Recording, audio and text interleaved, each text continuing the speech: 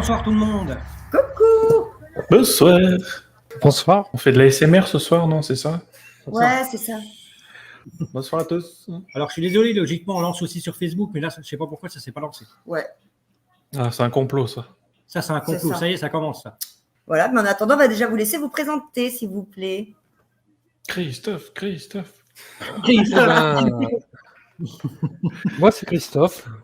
La Et patate donc, chaude. je suis le président de l'association ERP03. Et donc, il y a Vivien juste en dessous de moi, là, qui fait partie de l'association et qui a sa petite chaîne X-Lab, qui puis lui fabrique donc pour la sauce et puis pour sa propre aussi expérience des appareils. Du coup, je me présente aussi ou... Bah oui, du coup. Bah, il a déjà tout dit. Hein. Non, bah voilà, comme Christophe a dit, bah, ça fait, je sais plus, peut-être 2-3 ans que je suis chez ERP. C'est quoi pas beaucoup d'enquêtes pour vous, en fait? En fait, on préfère primer la qualité que la quantité. Et aussi, on aime bien avoir une bonne qualité parce que si on fait trop d'enquêtes, on va dire à la chaîne, il n'y a plus le plaisir derrière. Je sais pas, dans l'année, on fait quoi? Peut-être 3, 4 enquêtes. On fait chaque année un château chez un propriétaire. D'accord. Donc, on D'accord. fait du démarchage. On explique notre démarche, pourquoi on le fait. Et puis aussi, on parle de leur patrimoine. Soit c'est diffusé ou pas diffusé, parce qu'il y a des propriétaires de châteaux qui veulent être dans la confidentialité, que ce soit chez un particulier ou chez un propriétaire. On signe un contrat et on signe une clause de confidentialité. Ouais, c'est Quand on cadré voit, juridiquement. Voilà, D'accord. exactement. On a même une assurance aussi. Ça fait 12 ans que je suis sur le terrain.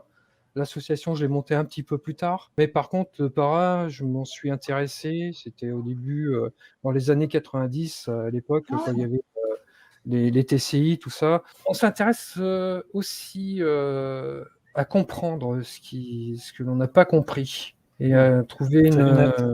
une réponse rationnelle avant de rentrer dans l'irrationalité. Voilà, pour ma part. Et toi Vivien? C'était quoi la question déjà? C'était combien d'années on est dans le paranormal, c'est ça?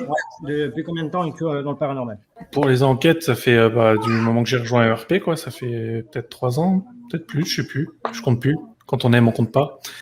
Il n'y a pas eu vraiment d'éléments déclencheurs, c'est que depuis toujours, si tu veux, je suis un grand passionné de science-fiction, de tout ce qui est mystère inexpliqué. Donc, de fil en aiguille, tu vois, j'en suis arrivé à me dire, putain, ça serait bien d'aller sur le terrain et tout ça. Est-ce que vous avez des facultés? Alors, pour ma part, moi, je n'ai aucune Tu m'as faculté, répondu tout à l'heure. mis à part une faculté logique, c'est tout. J'ai la faculté d'être con. Après, comme je disais en antenne, hein, On a tous une part Après- d'autonomie, on a tous une après, faculté. au moins j'ai l'honneur de le reconnaître. Hein. Voilà, déjà. De quelle région on est? Alors, Ouais. l'Allier. La Nièvre. Allier. Mais, Ah ouais, mais c'est- j'étais de l'Allier avant. Ah D'accord. oui, c'est vrai que toi, tu as changé de département. Ouais, j'ai migré. Mais je reste quand même un Auvergnat dans le cœur, t'inquiète pas. Tu veux qu'on parle des baguettes, non, peut-être tout de suite ou... Ah bah, Si tu veux, j'ai pas le droit. ouais, j'attendais D'accord. que tu finisses de me partager Ouais. les liens. Il y a Capitaine Marlowe qui dit « Le gros souci des baguettes de sourcier, c'est que la personne qui les manipule a l'amplitude corporelle, les baguettes oscillent dans le sens, donc aucune fiabilité. Ouais, je dirais que t'as raison, mais que t'as pas raison quand même. Je vais t'expliquer pourquoi. À ce qui paraît, ça amplifierait bien les mouvements du corps. T'as quand même une fonction amplificatrice. Ce qui est intéressant, c'est qu'il y a une étude plus récente qui a été faite. La plupart des gens, il n'y a pas des résultats énormes. Ça peut être dû à la chance. Mais il s'avère aussi qu'il y a des personnes précises qui ont un taux de réponse beaucoup supérieur aux autres. Donc, est-ce que c'est dû à une intuition meilleure et pas aux baguettes, ou est-ce que c'est vraiment dû aux baguettes que quelqu'un fait bouger? Ça, on ne sait pas encore. Alors, on a mal à l'autre qui dit « Quand vous avez épuisé les solutions rationnelles sur un fait, donc, phénomène inexpliqué, quelle est l'étape suivante? Le curé, les Warren, lol, vous faites quoi? C'est arrivé souvent? Ça n'est jamais arrivé parce que on arrive à trouver une solution. Inexpliqué totalement, ça n'est jamais arrivé. Après, il y a des parts d'ombre. On va Mais en par arriver, contre- par exemple, au sifflement que vous avez eu au château qu'on connaît. Il y a des trucs qu'on comprend pas, hein, mais on explique 95%. Voilà. Et ce sifflement, vous expliquez? Je siffle, c'est le même. Possiblement, ça peut être un écho. Après, un écho qui revient 10 secondes après et qui revient 10 secondes après. Que à ce moment-là, alors qu'on est resté quand même 2 heures dans la pièce, j'ai sifflé plusieurs fois, ça y est, parfait. C'est le problème de l'anomalie, quoi, on va dire. Hmm. Pour ça que j'explique 95%, mais les 5% qui restent peuvent très bien faire basculer le phénomène dans une catégorie un peu plus phénomène singulier, quoi. Et c'est pour ça que si jamais on bute sur quelque chose, eh ben, on fait appel quand même à des ingénieurs. Ce qu'il y a, c'est que ça arrive souvent, c'est qu'il y a deux types d'erreurs dans le milieu du para. Il y en a qui pensent qu'il se passe quelque chose, mais en fait, il n'y a rien. Et il y a aussi des fois, il peut arriver quelque chose, mais on va penser que c'est rationnel, mais en fait, on passe à côté de quelque chose. On est rationnel, mais aussi, il y a une part de... voilà, on y croit, on croit au paranormal, sinon on ne le ferait pas. Mais On y croit de ce qui est différentes bien, manières. c'est ça, justement, c'est ça que j'allais en venir, c'est qu'on le fait d'une autre façon. Vraiment, on pousse au plus loin ce que l'on comprend pas, pour essayer de le comprendre. Tu peux dire, tiens, entre guillemets, j'ai la preuve paranormale, par A plus B, mais tu donnes une explication pourquoi tu as ce phénomène. Voilà pourquoi. C'est ça qui est bien dans la recherche du para, et c'est ça qui manque à certains. C'est qu'ils vont pas chercher à comprendre pourquoi il y a tel phénomène. Parce que paranormal, pour la plupart des gens, ça sonne qu'on peut pas résoudre, voilà. Alors que pour nous, c'est simplement en fait des phénomènes bizarres qui se passent qu'on n'a pas encore, on n'a pas encore les connaissances pour les comprendre, pour même avoir une once d'idée qu'ils existent, quoi, en gros. Et pour revenir à notre méthode de travail, donc si on a un phénomène, on l'étudie, on le fait tourner à tout le monde, on l'analyse, on fait nos petites conclusions. Si on n'arrive pas à expliquer correctement, on passe à une étape supérieure, c'est-à-dire on va partager un peu plus de personnes de confiance, par exemple sur Facebook, etc., qui analysent aussi. Ensuite, on passe une autre étape, comme disait Christophe, on envoie des ingénieurs, etc., etc. Et si même eux, on comprend pas tout, on classe dans inexpliqué, mais c'est pas forcément inexplicable. Véronique qui dit pourquoi faites-vous des enquêtes dites paranormales? Ça avant tout, si tu veux. Plus le côté chez le particulier. Comme tu le sais, les particuliers, peut-être qu'au départ, tu entends un truc vraiment inexpliqué. Du coup, tu vas faire plus attention aux bruits qui t'entourent et tout ça. Donc, tu vas écouter tous les bruits que tu n'as pas l'habitude, que ton cerveau zappe, tu vas les écouter. Ça va encore plus te mettre dans la tête qu'il y a quelque chose d'étrange. Et du coup, notre boulot, nous, chez un particulier, c'est avant tout de casser cette chaîne, déjà, direct. La première mission, c'est de la rassurer. Moi, c'est un peu pour ça que j'ai rejoint RP, parce que j'en avais marre de voir sur YouTube ou ailleurs des personnes qui venaient chez des gens complètement effrayés et qui alimentaient la psychose. Tu vas faire une enquête chez quelqu'un, c'est pour la rassurer, c'est pas pour lui mettre dans la tête qu'il y a des démons chez eux. Sauf qu'il y en a, ils y vont, ils grossissent tout, et la personne, au final, elle est pas du tout rassurée, même des fois, c'est l'inverse. Ça, c'est dangereux. Voilà, le critère, en fait, c'est aider, rassurer et comprendre. Après, quand il y a des trucs qu'on peut pas expliquer, on leur dit on peut pas l'expliquer, mais c'est pas forcément inexplicable. Après, on a chacun nos convictions. Vous avez des convictions sur certains sujets qu'on n'aura pas, ou l'inverse. Le but, il n'est pas de se faire changer nos convictions ou ceci ou cela, c'est justement l'échange dans le respect et dans... Alors, ce qui est bien, tu vois, ce que tu dis là, c'est d'avoir une réflexion et se remettre en question et se dire, attends, peut-être que... Avoir des convictions, c'est bien parce que ça te donne une direction. Après, il faut chercher dans cette direction, mais pas hésiter à l'abandonner si tu vois que ça tombe à l'eau, quoi. Il y a Véronique qui dit quel matériel utilisez-vous, s'il vous plaît? Faudrait que j'aille le chercher. Je vais commencer par les appareils qu'on n'utilise plus. Abanir K2, les mailmetteurs, REM Pod, on a tout viré, c'est de la gnognotte. Pourquoi? Parce qu'on arrive à un stade où c'est le néant complet. On vit dans une ère numérique, donc tout ce qui est ondes hertziennes par rapport au téléphone, aux radios amateurs, les radios aussi FM, AM, les pompiers, les aviateurs, les policiers, les gendarmes, tout ça c'est bombardé d'ondes. Tout ça, ça fausse. Ça, on les a bannis des enquêtes. Il y a des dictaphones avec... je branche des petits appareils comme ça. Alors celui-là, c'est un petit appareil que... Hop, pardon. Tac. Merde. Voilà. Que l'on branche sur un dictat. On va pas entendre nos voix du tout. Donc on peut parler, courir, chanter et tout à côté. On n'entendra rien. Ça, tu le branches sur le casque du dictaphone, ce qui permet d'écouter ce qui se passe dans le champ électromagnétique. L'avantage de cet appareil aussi, tu peux savoir si tu as capté une onde radio. Ça, alors le principe. Donc, je sais pas si on voit bien. Non, on voit pas. Bon, en gros, il y a la température, l'humidité, la pression atmosphérique et puis la distance, parce qu'il y a un petit capteur ultrasons. Donc il fait pas de ce machin. Voilà. Donc ça enregistre les données sur une carte SD, tu la mets sur ton ordinateur, ça te fait un joli tableau Excel, tu peux faire des courbes après. Donc ça, le principe, c'est vraiment de capturer des données pour mettre en parallèle avec s'il y a quelque chose qui s'est passé, voir si l'atmosphère a changé. Vraiment. Donc d'où le nom, je l'ai appelé atmosphère. Donc voilà. Un des derniers que j'ai fait, c'est ça. Le principe, c'est le petit capteur qui est là. À partir de 3 grammes de pression, ça va s'allumer. Tu vois, plus tu appuies fort, plus ça s'allume. Donc ça, c'est pour voir un petit peu au niveau de la pression, voir si vraiment il y a une action physique sur le truc. Donc il y aura un écran et il y aura aussi un module carte SD. Pour l'instant, c'est dans son truc le plus simple, j'ai pas eu le temps de m'en occuper. Bon, j'ai fait d'autres trucs, hein. J'ai fait une Ghostbox. Voilà. Très archaïque, on va dire. J'ai jamais écouté de radio dedans, même en pleine ville, à Moulins. J'ai jamais écouté de PVE non plus dedans. Ça, c'est une petite boîte qui marche avec des bruits blancs. L'idée, c'était de travailler surtout sur le 432 Hz et le 440 Hz. Parce que le 440 Hz, c'est la fréquence qu'on utilise aujourd'hui pour régler les instruments de musique, qui est connue pour être une fréquence dite manipulatrice. Le 432 Hz, c'était notamment ce qui servait à accorder les Stradivarius, qui est reconnu pour être une fréquence bénéfique pour le corps. L'important, comme tu dis, avec tous les appareils EMF, si vous travaillez avec, ça va être la réponse intelligente qui va primer.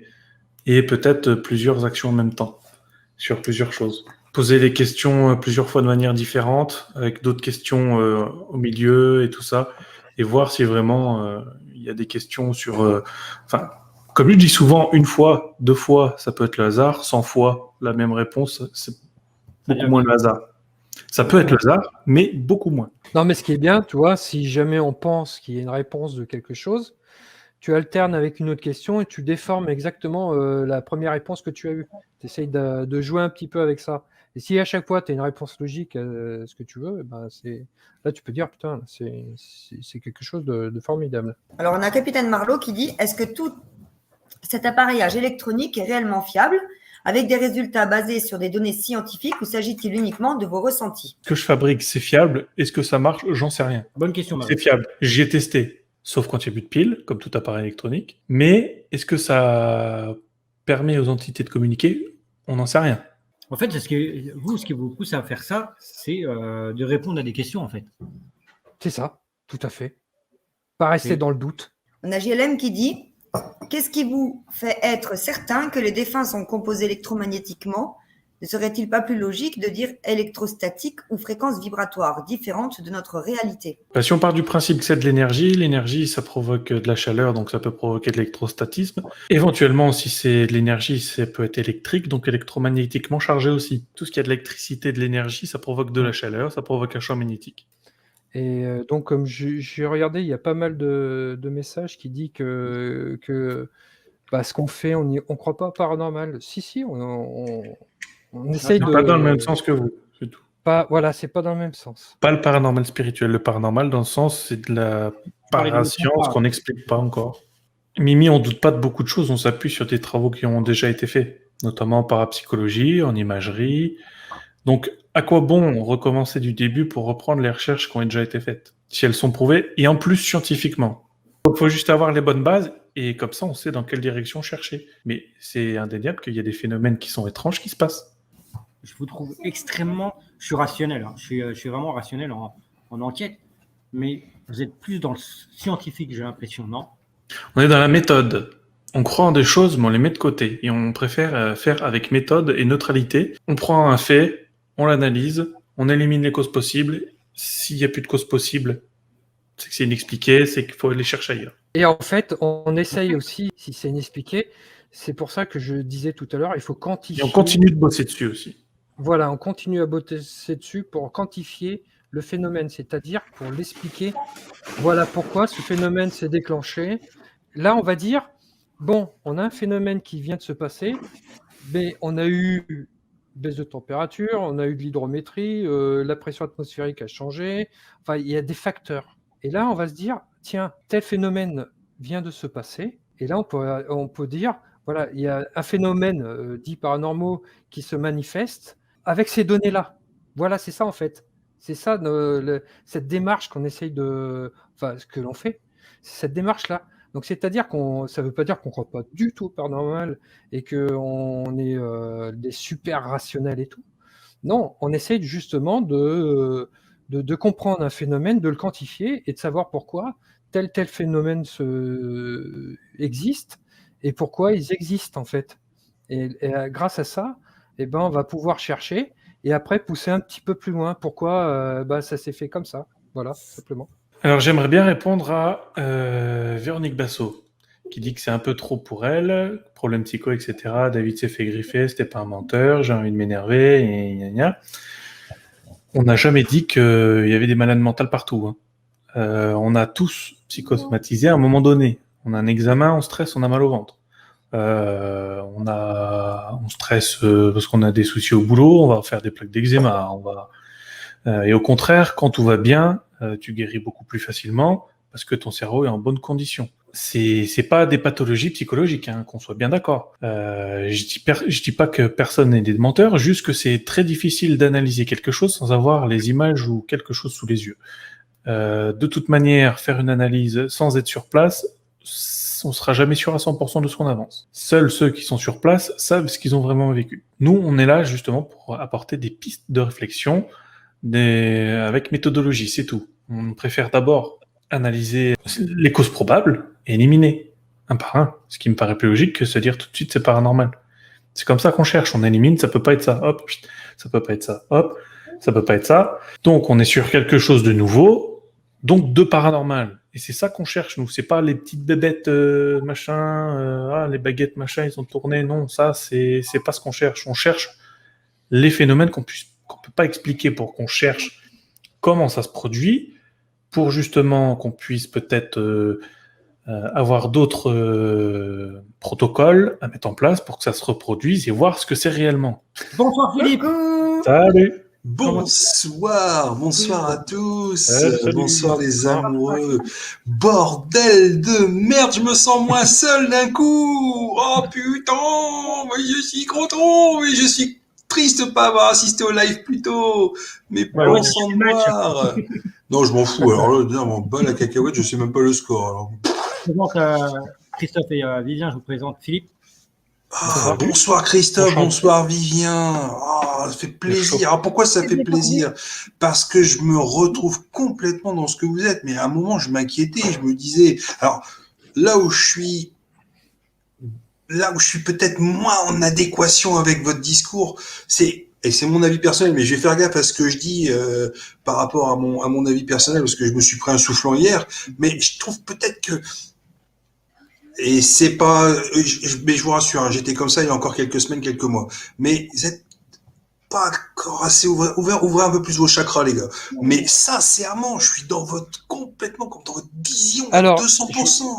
Au-delà de ça, mais je suis enchanté de ce que j'entends. Cette réponse, je suis même déçu que Tony soit pas là.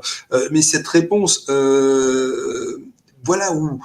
Avant de parler paranormal, on élude, machin et tout, bah c'est quoi? Non, bah c'est peut-être parce que le chat, à un moment, il s'est gratté 3 mètres à côté de la caméra, qu'on a vu des choses virevoltées, et qu'en fait, bah c'est ni plus ni moins que des reflets de poils qu'on prend pour des orbes, etc. Mais bien entendu, je suis 100% d'accord avec vous. Mon Dieu, je me sens moins seul. Oh, je vais courir tout nu dehors, tiens. Rien que pour le fun, tiens. Moi, je suis content, mais attendez, vous pouvez même pas imaginer. Je suis pas bien vu. Oui, Philippe, dans ce qu'il disait. Le peu que j'ai entendu, oui, bien sûr, je m'y retrouve. Je me retrouve aussi. Alors, encore une fois, les abonnés, j'ai toujours rien contre vous, chacun ça. Mais voilà, certaines réactions que j'ai pu lire, très vives. Ouais, vous croyez en rien, machin. Mais ça, c'est ce que j'entends depuis 6 ans avec création d'association et depuis 20 ans que j'y suis, quoi. Mais il y a encore quelques années, quand tu parlais de conférences paranormales, 90% du temps, c'était un médium qui était devant toi. Donc dès lors après, ça devient compliqué. Et en général, de toute façon, je disais hier, quand tu vas dans une conférence, c'est parce que tu es intéressé parce qu'il y a personne. Et je constate encore que dans les conférences où ce sont des médiums, c'est toujours blindé à mort, quoi. Donc non, je suis content. Je vais vraiment écouter ce replay parce que ça m'intéresse au plus haut point. Mais la médiumnité existe, mais pas autant qu'on croit. C'est comme on dit en parapsychologie, c'est des sujets bien précis qui ont vraiment un taux de réponse très élevé par rapport aux autres, qui ne peut pas tenir de la chance. C'est Donc, flippant, c'est flippant. petit message à tous ceux qui veulent se lancer dans les enquêtes ou quoi que ce soit. Soignez bien vos analyses. Patient. Procédez méthodologiquement.